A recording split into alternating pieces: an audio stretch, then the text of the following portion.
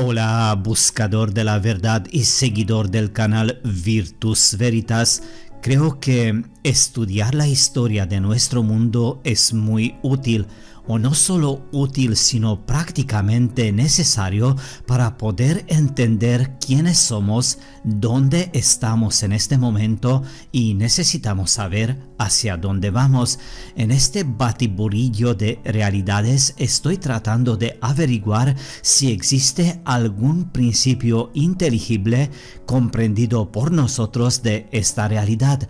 Por otro lado, si prestamos un poco de atención, observaremos que de hecho todo está en la superficie, solo hay que parar y mirar con un poco de interés. Se trata de una mirada que conecta y selecciona rompecabezas de la realidad circundante de toda una imagen. Un ojo bien entrenado toma sus acertijos y construye su propia imagen lógica y genial del mundo. Y aquí la capacidad de resolver acertijos es importante, incluso cuando la lógica ordinaria grita: ¿por qué necesitas esto, no? Hoy quiero traerte otro ejemplo muy sugestivo: la antigua Grecia. En pocas palabras intentaré enseñarte una historia completamente reescrita o completamente fabricada, en este caso de un país clave supuestamente muy antiguo, y lo que una vez más confirma lo que ya se ha dicho más de una vez. La versión oficial de toda la civilización es un escenario global, entre comillas, o mundial en mi entendimiento, un mito escrito en la rodilla e introducido en el sistema educativo de lavado de cerebro. Pero esta es solo la primera capa del pastel de la realidad, así que por favor no grites, mira y resiente la estafa. Hay más razones para todo de lo que se ve en la superficie.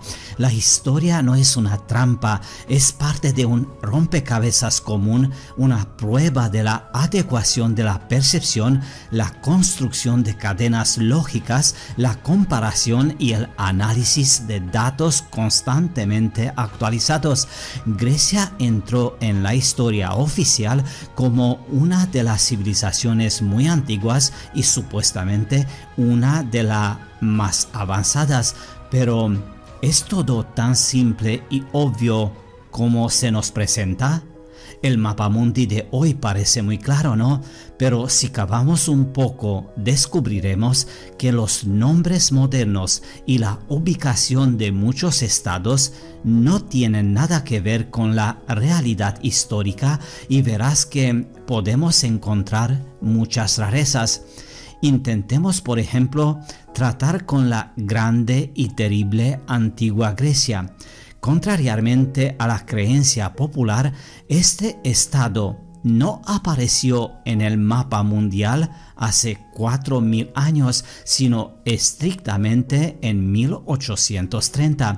En el pasado, el estado de Grecia nunca existió. Antes de que se dibujara en el mapa, este territorio formaba parte del Imperio Otomano o el Imperio Atamán, ¿no? Antes de eso era parte de Bizancio o Romea. Incluso antes, según la versión oficial, formaba parte del Imperio Romano, entre comillas. Ahora, si profundizas más, entonces antes de Roma, estas tierras estaban controladas por el reino de Macedonia, de donde vino Alejandro Magno.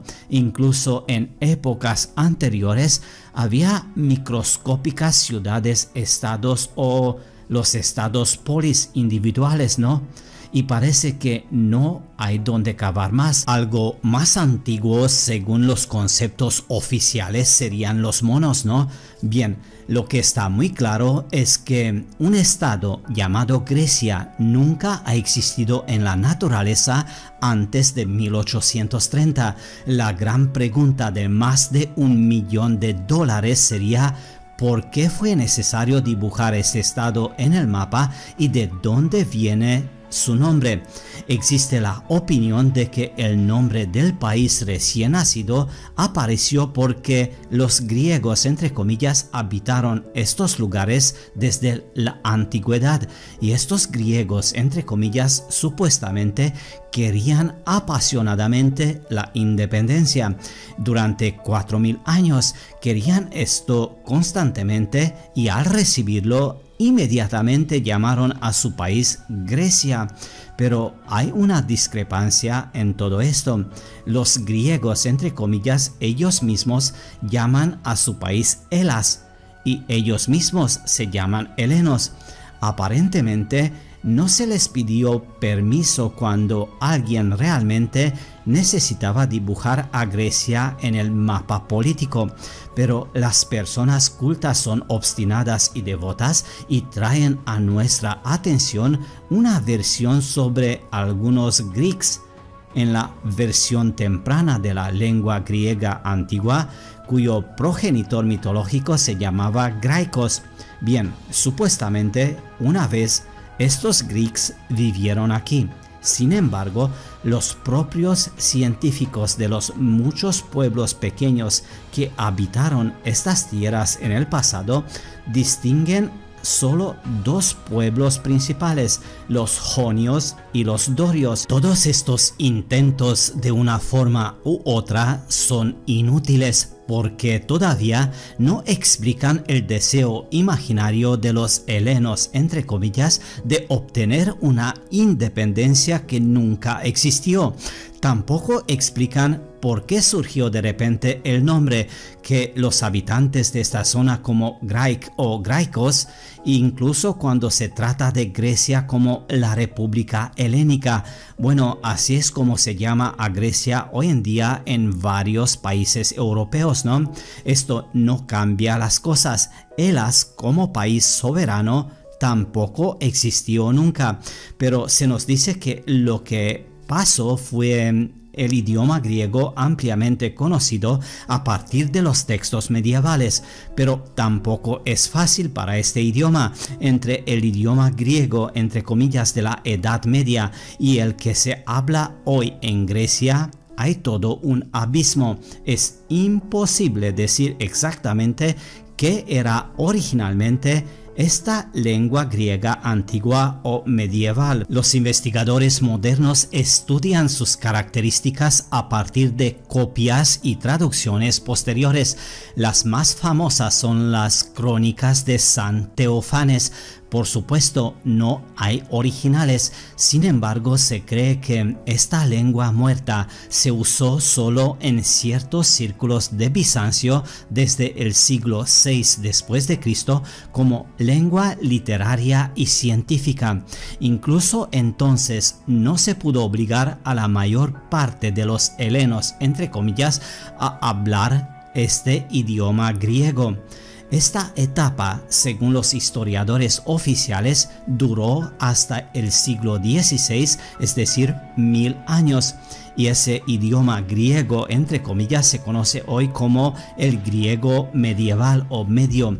Durante todo un milenio, los helenos, entre comillas, nunca lo hablaron. Después de la caída de Bizancio, durante el dominio del Imperio Otomano, no hubo cambios especiales en el idioma de Hellas. Sin embargo, después de que este territorio obtuviera la independencia en 1830, comenzaron procesos activos para imponer reglas especiales a la población local a hablar y escribir. Se instó a la gente del país recién formado o a los helenos, entre comillas, que nunca comenzó a hablar el idioma griego medio, a cambiar a casa revusa que fue creado artificialmente sobre la base del lenguaje hablado vivo de los dimóticos helenos, con la adición de frases arcaicas tomadas de traducciones y copias no muy confiables de textos griegos medievales.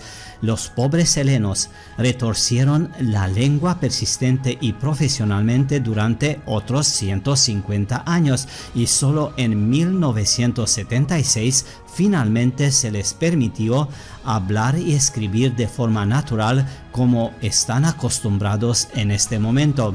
Ahora bien, este revoltijo lingüístico se llama griego moderno. A primera vista, esto es una completa tontería y te lo voy a decir por qué. ¿Por qué obligar a varios millones de personas a hablar con palabras y frases desconocidas? Bien, es que para quienes están remodelando el mundo, la creación del Estado de Grecia tiene un significado muy importante. Se conoce el idioma griego en sí, ¿no?, que se mencionó repetidamente en la Edad Media en oposición al latín. Este hecho es difícil de ocultar. Se requiere una explicación. ¿Cómo es que hay una lengua griega, pero no hay Grecia? Está claro que el griego es un tipo de idioma especial porque la ciencia y la poesía usándolo confirman la alta cultura de sus creadores y hablantes, ¿no? No es el lenguaje de los pastores. Por otro lado, hay rastros de civilización avanzada en forma de ruinas de ciudades a lo largo del Mediterráneo, y todas estas necesitan ser asignados a alguien, ¿no? Para vincular todo esto, evitando la verdad, crearon un mito sobre la antigua Grecia y los griegos, los creadores de una gran cultura, y para que no dudemos de tal versión del pasado, nos cegaron con una exhibición de una nueva Grecia. Tocan a todos en la nariz. Esto es Grecia, estos son los restos de su gran cultura, estos son los griegos, los descendientes de esos grandes helenos que no son helenos. La historia no es una trampa, la verdadera historia es responsabilidad y nosotros como creadores somos responsables de nuestra creación, ¿no? Es parte de un rompecabezas común, una prueba de la adecuación de la percepción, la construcción de cadenas lógicas, la comparación y el análisis de datos constantemente actualizados. Las personas o la civilización que saben mantenerlo son seres responsables que son capaces de administrar sus propias vidas, capaz de obtener experiencia útil, procesarla y guardarla, y la civilización descrita anteriormente es fácil de manejar como ovejas antes del matadero.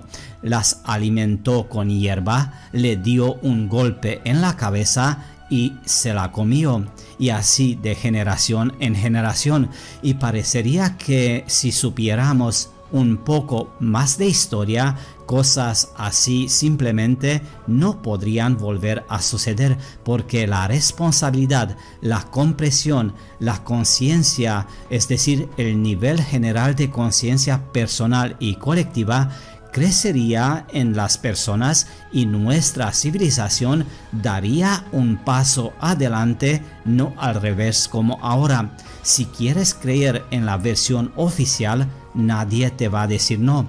Si deseas profundizar en fuentes alternativas, bienvenido. Si quieres vivir el momento aquí y ahora sin prestar atención al paisaje y su fondo, nadie te detiene. Cada uno forma su propia imagen del mundo, metas y camino. El mundo está constantemente cambiando. En la realidad cuántica no existe un solo pasado ni un solo futuro. Solo existe el gran ahora. El resto existe solo en potencial. Un gran abrazo y mucha salud. Hasta ahora.